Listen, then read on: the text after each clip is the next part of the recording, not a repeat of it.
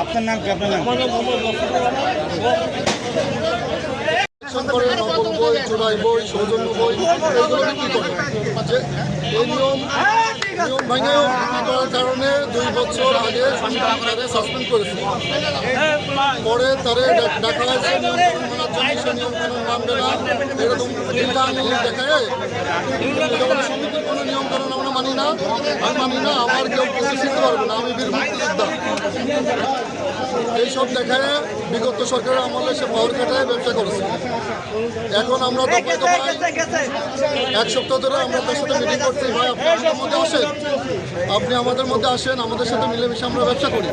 এখন আপনি চোরাই বই, নকল বই, এইগুলো বই আপনি এই বইগুলো কালেকশন করতেছেন আপনার যে দামে কিনা, এতে আমরা সেই দামে আপনি যে দামে বিক্রি করছেন তার চেয়ে অনেক বেশি দামে আমাদের কেনা। তা আপনি যদি এভাবে নকল বই, চোরাই বই কিনে বিক্রি করেন তাহলে আমরা ক্ষতিগ্রস্ত হচ্ছি, কোম্পানি ক্ষতিগ্রস্ত হচ্ছে। এই ক্ষতিগ্রস্ত হাতের থেকে বাঁচার জন্য আপনি আমাদের মধ্যে আসেন। দোকান বন্ধ করে দিলেন আর কি। আজকে সকালে আমরা সন্ধান পাই তার দোকানে চোরা এবং নকল বই 7 প্যাকেট বই ঢুকেছে, প্রায় 2 লক্ষ টাকার বই ঢুকেছে। সেই বই সন্ধান পেয়ে আমরা সংগঠিত হয়ে আমরা একটা মিটিং করতেছিলাম, যে মিটিং পরবর্তী সবাই দোকান বন্ধ করে যাবো। আসতে দেখলাম সে দোকান বন্ধ করে পালাইছে। তো আমাদের পরবর্তী সিদ্ধান্ত না নেওয়া পর্যন্ত আমাদের সব দোকান বন্ধ থাকবে। বুক প্লেস আমাদের নিয়ম কানুন না মানলে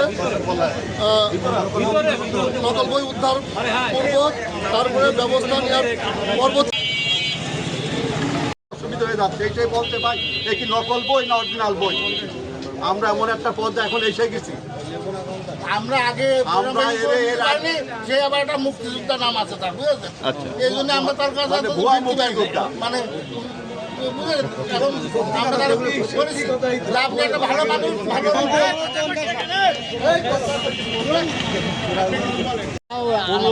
একটা লোক এত গরিব মানুষ একটা খাইবে না করে একটা বই নিয়ে এসে কেউ স্বীকার করছে না 800 টাকা দাম, যে বইটা কোথাও থেকে কিনেছে কেউ বলতে পারছে না, সিল দিয়ে নেই।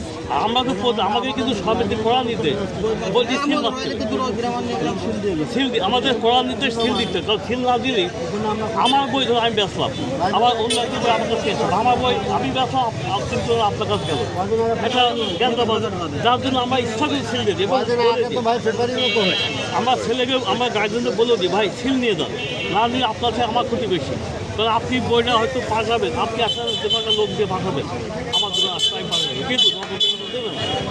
এই যে ভাই আমরা খুব বিপদে আছি। তারপর বইটা ধর অস্পষ্ট ছাপা বিভিন্ন বইটার দাম কম, আমরা যে বই বেছে 200 টাকা, ও সেটা কেনে 100 টাকায়, বেছে 150 টাকায়, আমাদের কেনা 200 টাকা। আমাদের আপনি যেহেতু বই কেনা যায় কিন্তু ফ্রি আছে, আমরা কিন্তু